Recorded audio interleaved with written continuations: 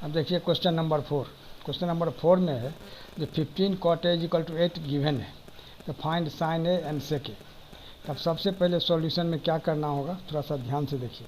जो 15 cot A equal to 8, तो 15 जो है यहाँ मल्टीप्लाई है, इधर आके डिवाइड हो जाएगा, क्योंकि साइड चेंज करते हैं तो क्या होता है, मल्टीप्लाई डिवाइड हो जाता है, डिवाइड मल्टीप्लाई हो जाता है।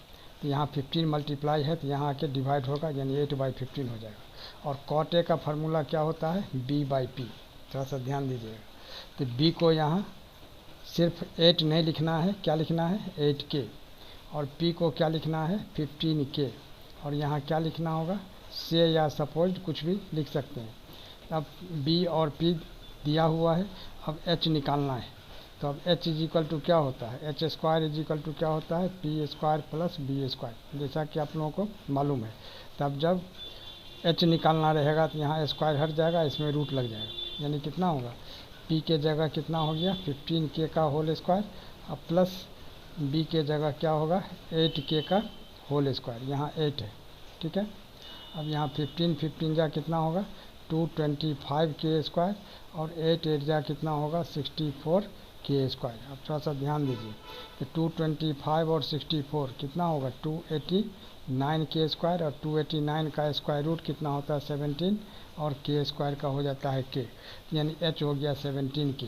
अब क्या निकालना है, अब ध्यान दीजिए, अब यहाँ आ जाइए, यहाँ क्या होगा जो साइन A, तो साइन A इक्वल टू क्या होता है P/H, और P कितना है यहाँ 15K, और H कितना निकला है 17K। तो यहाँ क्या होगा 15K/17K, K कैंसिल, यानी कितना होगा 15/17, एक आंसर हो गया। और उसी तरह से अब सेक ए निकालना है। अब सेक ए का फार्मूला क्या होता है H/B, थोड़ा सा ध्यान दीजिएगा। अब H के जगह होगा 17K, और B के जगह कितना हो जाएगा 8K, तो K कैंसिल, यानी 17/8। एक आंसर ये हो जाएगा, और एक तो आंसर यह हो जाएगा। और इसी तरह का इम्पोर्टेंट क्वेश्चन का सीरीज हमारे बीच चलता रहे, इसके लिए आप लोग लाइक शेयर और सब्सक्राइब जरूर करें। धन्यवाद। Good morning children, welcome to Praveen tutorial. Mathematics class 10 का जो ट्रिग्नोमेट्री का जो सीरीज चल रहा है NCERT का एक्सरसाइज 8.1 का, उसी का अगला क्वेश्चन है क्वेश्चन नंबर 2। वही मैं लेके आया हूँ। बहुत अच्छा क्वेश्चन है, इम्पोर्टेंट है, छोटा है लेकिन थोड़ा सा ट्रिकी है, थोड़ा ध्यान दीजिएगा। क्वेश्चन है इन द गिवन फिगर, यही फिगर दिया हुआ है PQR, जिसमें PQ दिया हुआ है 12 cm, PR दिया हुआ है 13 cm। तब इसी फिगर में फाइंड करना है क्या चीज़ tan P minus cot R। अब थोड़ा सा ध्यान दीजिए, जब इस राइट ट्रायंगल में क्या क्या चीज़ दिया हुआ है, PQ यानी परपेंडिकुलर दिया हुआ है, और यहाँ हाइपोटेनस दिया हुआ है, तो पहले बेस निकालना है। तो इसमें बेस और परपेंडिकुलर वो चेंज होते रहता है। जैसे tan P में P का परपेंडिकुलर QR हो जाएगा, बेस हो जाएगा PQ, लेकिन R का परपेंडिकुलर जो होगा सो 12 हो जाएगा, अब बेस हो जाएगा QR, जो कुछ भी निकले।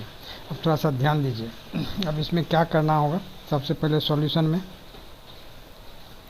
इन राइट ट्रायंगल PQR, अब सबसे पहले तो लिखना है जो PR square is equal to PQ square plus QR square, how by Pythagoras theorem.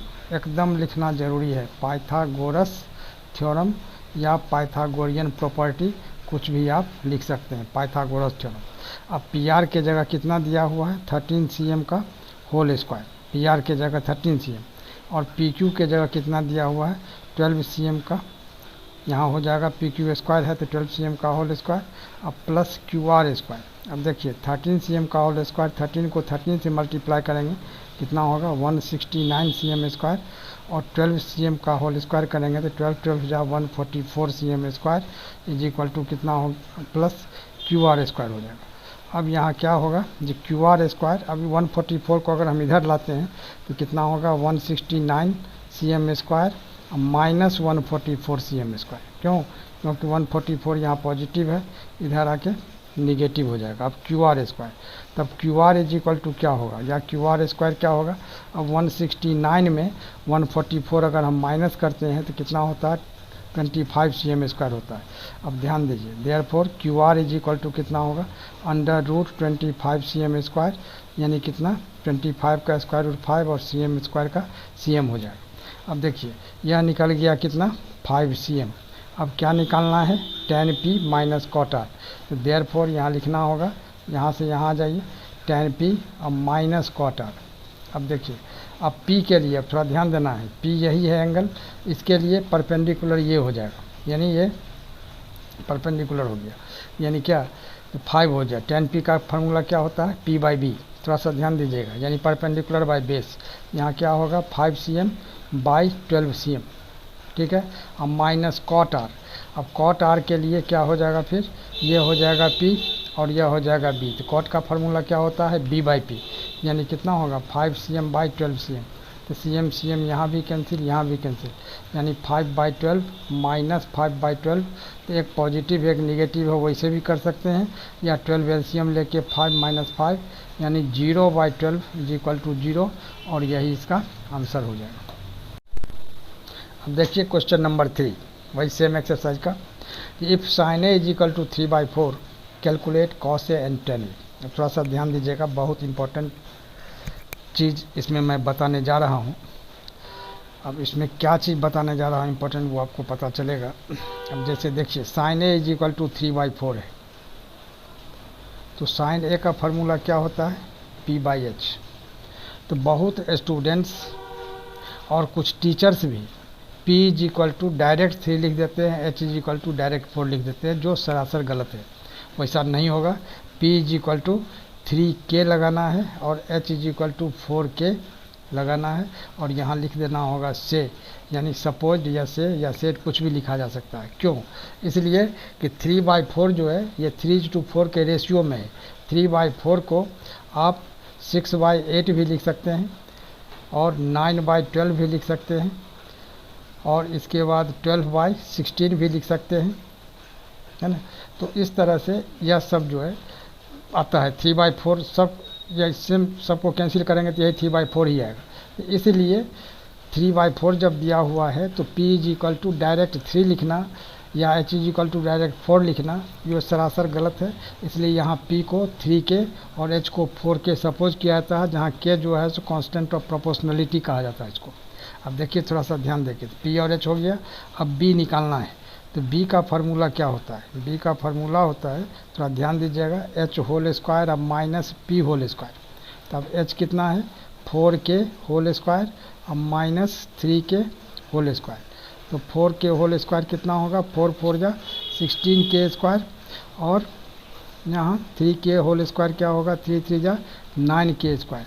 अब 16 में से 9 माइनस कर देंगे तो कितना होगा 7k स्क्वायर, और 7k स्क्वायर 7 का स्क्वायर रूट नहीं निकलेगा तो रूट 7 होगा, और k स्क्वायर का k हो जाएगा, ये रूट 7k हो गया। अब निकालना क्या चीज़ है, अब थोड़ा सा ध्यान से देखिए।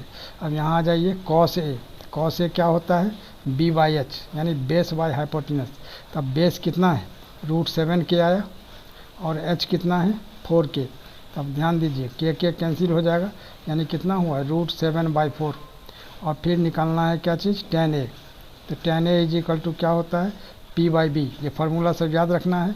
तो tan a p by B हो गया, तो p कितना है 3k और b कितना आया रूट 7k।